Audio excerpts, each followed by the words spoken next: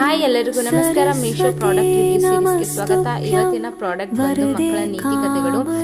1 ವರ್ಷದಿಂದ 5 ವರ್ಷದ ಮಕ್ಕಳು ಇರೋ ಮನೆಯಲ್ಲಿ ಈ ಬುಕ್ಸ್ ಇರಲೇಬೇಕು. ಯಾಕಂದ್ರೆ ಇವತ್ತಿನ ಕಾಲದ ಮಕ್ಕಳು ಬೇಗ ಊಟ ಮಾಡೋದೇ ಇಲ್ಲ. ಊಟ ಮಾಡ್ಬೇಕಾದ್ರೆ ತುಂಬಾ ಸತಾಯಿಸ್ತಾರೆ.